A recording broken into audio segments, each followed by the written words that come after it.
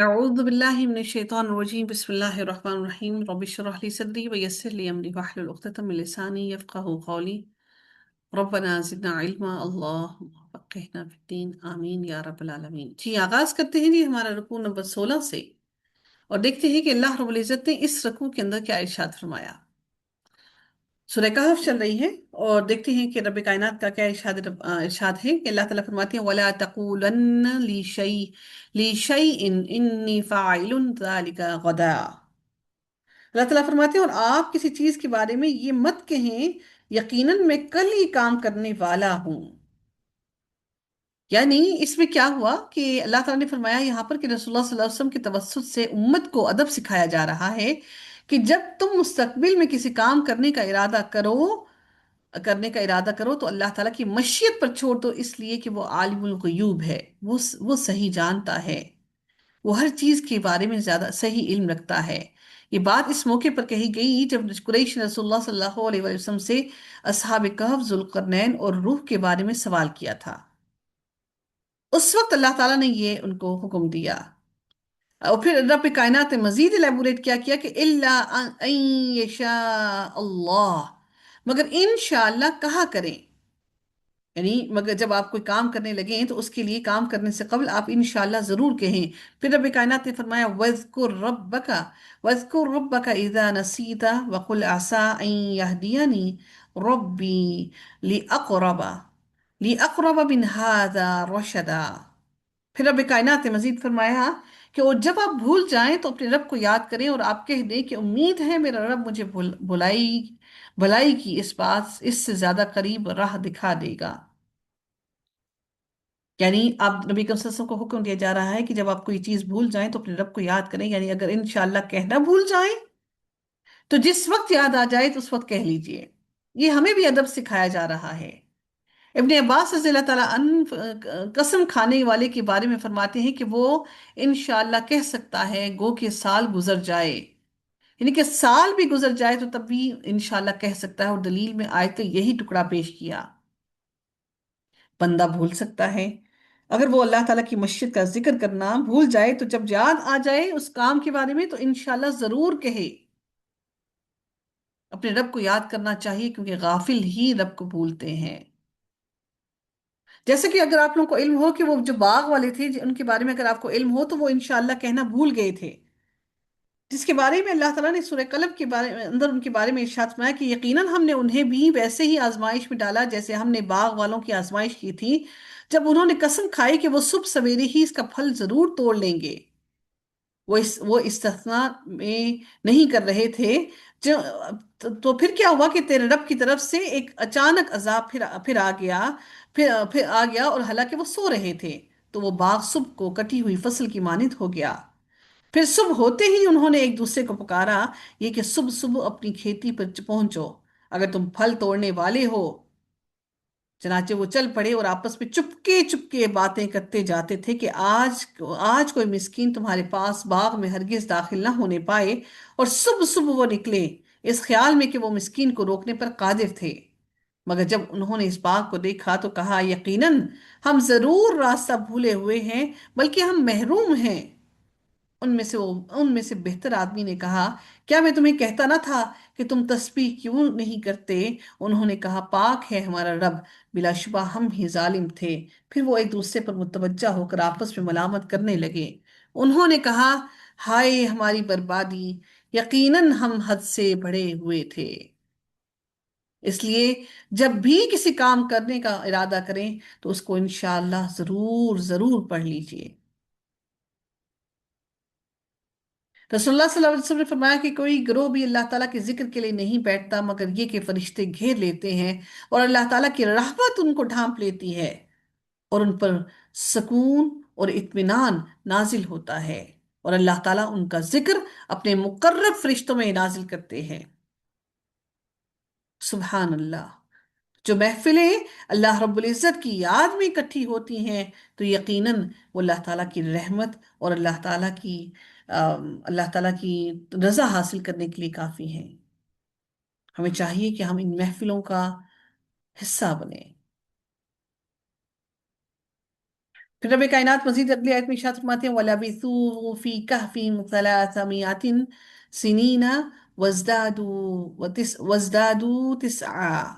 और वो लोग अपने गार में 300 साल रहे और उन्होंने 9 साल का इजाफा किया। यानी और वो लोग अपने गार में 300 साल रहे और उन्होंने 9 साल का इजाफा किया।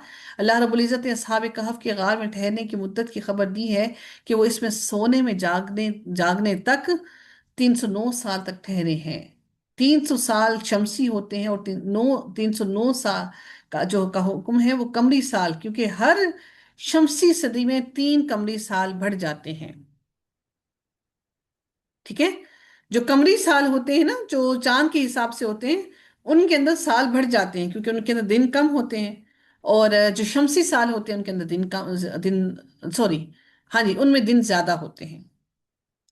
फिर रब कायनात ने मजीद फरमाया अगली आयत के अंदर कि कुलिल्लाहु अअलमु बिमा लबिथू लहू गैबुस समावाति वल अर्द अबसिर बिही व अस्मिअ मा लहुम मिन दूनिही मिन वलिय्यिन वला युश्रिक फी हुक्मिही अहदा।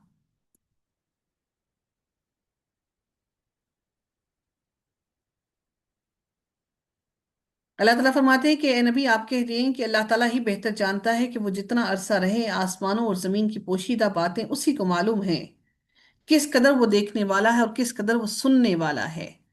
अल्लाह ताला के सिवा उनका कोई मददगार नहीं, और ना ही अल्लाह ताला किसी एक को अपनी हुकूमत में शरीक करता है। अल्लाह ताला अपनी हुकूमत के अंदर किसी एक को भी शरीक नहीं करता। फिर अगली आयत में मजीद रब कायनात ने इरशाद फरमाया, वत्लु मा ऊहिया इलैका मिन किताबि रब्बिक ला मुबद्दिला लिकलिमातिही वलन तजिदा मिन दूनिही मुल्तहदा। और आपके रब की किताब में से जो आपको वही की गई है उसको आप पढ़कर सुना दें। उसकी बातें बदलने वाला कोई नहीं, और उसके सिवा आप कभी कोई जाए पनाह ना पाएंगे। अल्लाह ताला ने वाज़ेह तौर पर इरशाद फरमा दिया कि तिलावत से मुराद सिर्फ तिलावत करना अपनी जुबान से नहीं है, बल्कि इत्बा, अल्लाह की बातों की इत्बा करना भी है। यानी अल्लाह ताला ने आप सल्लल्लाहु अलैहि वसल्लम की तरफ जो वही भेजी है उसके उसके मानी और उसका फहम हासिल करके उसकी दी हुई खबरों की तस्दीक की जाए। और अल्लाह ताला ने जो बातें कही हैं उन बातों पर मुकम्मल यकीन करने के बाद अपने अमल को उसके मुताबिक ढाला जाए। फिर रब कायनात मजीद इरशाद फरमाते हैं कि ए रसूल, जो कुछ आप पर आपके रब की जानिब से नाजिल किया गया है उसे पहुंचा दो। और अगर आपने ऐसा ना किया तो आपने इस पैगाम को नहीं पहुंचाया, और अल्लाह ताला आपको लोगों से बचा लेगा। बेशक अल्लाह ताला काफिर लोगों को हदायत नहीं देता। असहाब कहफ के वाक़ये के बाद अल्लाह ताला ने नबी को क्या हदायत दी, वो ये थी कि आप सल्लल्लाहु अलैहि वसल्लम की तरफ जो वही की गई है आप सल्लल्लाहु अलैहि वसल्लम इसकी तिलावत करते रहें और लोगों को इसकी तालीम दें। असहाब कहफ के वाक़ये के बाद इसका ये मतलब भी हो सकता है कि लोग माने या ना माने, आप इस पर यकीन रखें जो अल्लाह ताला ने अपनी किताब में फरमाया है उसे पढ़कर सुना दें, लोगों की बातों की तरफ तवज्जो ना दें। रब कायनात ने अगली आयत में मजीद इरशाद फरमाया, वस्बिर नफ्सक मअल्लज़ीना यदऊन रब्बहुम बिलगदाति वल अशी युरीदून वजहहु वला तादु ऐनाका अन्हुम। और आप अपने आप को उन लोगों के साथ रोके रखें जो सुबह और शाम अपने रब को पुकारते हैं। अल्लाह रब्बुल इज़्ज़त ने ये हुक्म नबी करीम सल्लल्लाहु अलैहि वसल्लम को दिया कि वो अपने आप को उन मोमिनों के साथ जोड़े रखें जो अल्लाह ताला की तरफ रजू करने वाले हैं, जो दिन के पहले और आखिरी हिस्से में तहलील, तस्बीह और तकबीर और सना करते हैं, और सुबह शाम अल्लाह ताला से दुआएं करते हैं। युरीदून वजहहु, वो उसकी रजा चाहते हैं, अल्लाह ताला की खुशनूदी चाहते हैं। अल्लाह ताला ने उनके इखलास को बयान फरमाया है। वला तादु का अनहुम, और आपकी निगाहें उनसे आगे ना बढ़ें, यानी आप सल्लल्लाहु अलैहि वसल्लम अपनी नजरें उनसे ना हटाएं, सब्र के साथ उनमें ही उठे बैठें। तुरीदु जीनत हयात दुनिया, आप दुनिया की जिंदगी की जीनत चाहते हैं, यानी अल्लाह वालों के बदले में अल्लाह वालों के बदले में मालदार और मगरूर लोग न तलब करें। اللہ رب العزت نے فرمایا ولا ولا تمدن عينيك إلى ما متعنا به أزواجا منهم زهرة الحياة الدنيا لنفتنهم فيه ورزق ربك خير وأبقى۔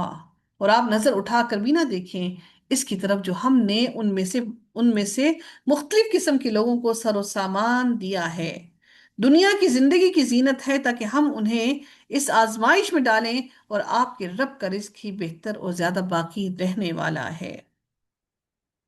پھر رب نے پھر مزید فرمایا وَلَا تُطِعْ مَنْ أَغْفَلْنَا قَلْبَهُ عَنْ ذِكْرِنَا، اور آپ ایسے شخص کی اطاعت نہ کریں جس کے دل کو ہم نے اپنی یاد سے غافل کر دیا۔ جو اللہ تعالیٰ سے غافل ہوتا ہے اللہ تعالیٰ اسے اپنے ذکر سے غافل کر دیتے ہیں۔ وَاتَّبَعَ هَوَاهُ، اور جو اپنی خواہش کے پیچھے چلا ہے، جو اپنے نفس کو پانا چاہتا ہے، اپنی چاہت کو پانا چاہتا ہے، جو اس کو پسند ہے وہ پانا چاہتا ہے، اللہ تعالیٰ نے فرمایا کہ ان کی بھی پیروی نہ کیجیے۔ وَكَانَ أَمْرُهُ فُرُطًا، اور جس کا معاملہ حد سے گزرا ہوا ہے، یعنی ان کے اعمال، اقوال، افعال وہ حد سے گزر گئے ہیں، ایسے لوگوں کی بات کو نہ سنیے اور ان کے قریب نہ چاہیے۔ پھر رب کائنات نے اگلی آیت میں مزید ارشاد فرمایا وَقُلِ الْحَقُّ مِنْ رَبِّكُمْ، اور آپ کہہ دیں تمہارے رب کی جناب سے یہی حق ہے، پھر جو چاہے سو وہ ایمان لے آئے، پھر جس کا دل چاہے فَمَن شَاءَ فَلْيُؤْمِن وَمَن شَاءَ فَلْيَكْفُرْ، تو جو چاہے وہ ایمان لے آئے اور جو چاہے وہ کفر کرے۔ إِنَّا أَعْتَدْنَا لِلظَّالِمِينَ نَارًا، یقیناً ہم نے ظالموں کے لیے ایسی آگ تیار کر رکھی ہے، أَحَاطَ بِهِمْ سُرَادِقُهَا، جس کی لپیٹیں انہیں گھیرے میں لے چکی ہیں۔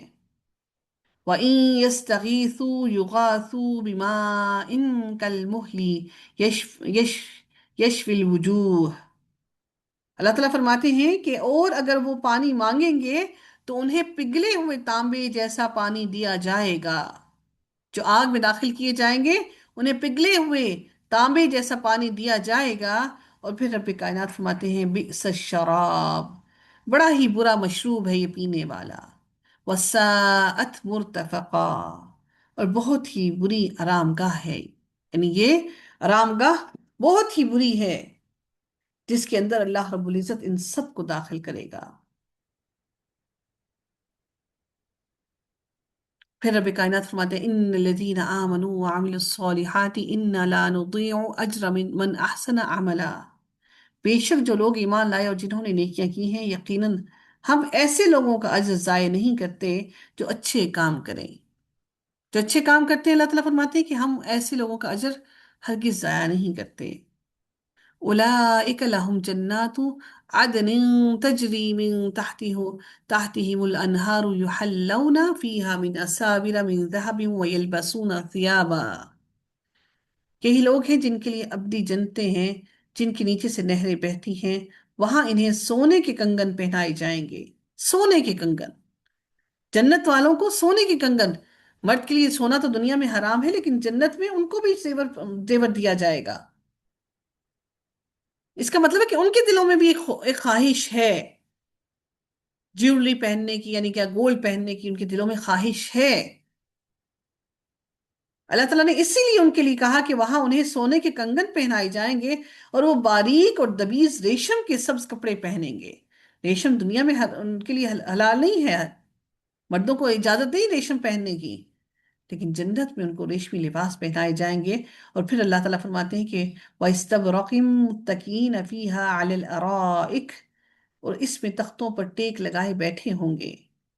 نعم الثواب، اچھا بدلہ ہے، وحسنت مرتفقا، اور یہ اچھی آرام گاہ ہے۔ اللہ تعالیٰ نے ایک آرام گاہ وہ ان کا ذکر کیا جو کافر ہیں، اور اللہ تعالیٰ نے پھر دوسری آیت کے اندر مسلمانوں کے لیے آرام گاہ کا ذکر کر دیا جن کو اللہ تعالیٰ ان کے دلوں کو اطمینان عطا کرے گا۔ نبی کریم صلی اللہ علیہ وسلم نے فرمایا کہ ایک ناخن کے برابر جنت کی کوئی چیز ظاہر ہو تو وہ زمین و آسمان کے کناروں کو چمکا دے، اور اگر ایک مرد اہل جنت میں سے جھانکے اور اس کے کنگن ظاہر ہوں، مرد کی بات کی جا رہی ہے، اگر ایک مرد اہل جنت میں سے جھانکے اور اس کے کنگن ظاہر ہوں تو وہ اس کے کنگن تمام روشنی مٹا دیں، جیسے آفتاب تاروں کی روشنی کو مٹا دیتا ہے۔ سبحان اللہ۔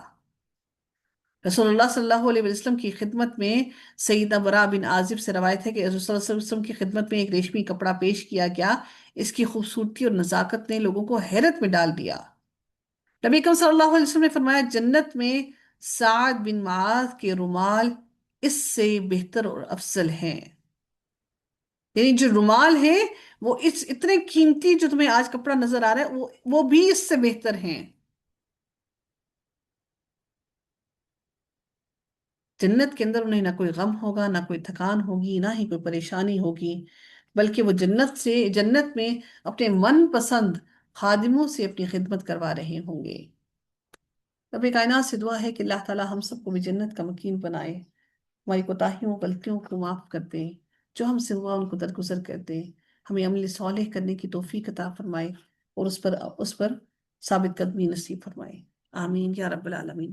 آخر دعوانا الحمد للہ رب العالمین، صلی اللہ تعالی علی خیرہ خلقہ اجمعین، برحمتک یا ارحم الراحمین، سبحانک اللہم و بحمدک، نشہد لا الہ الا انت، نستغفرک ونتوب الیک۔ السلام علیکم ورحمۃ اللہ وبرکاتہ۔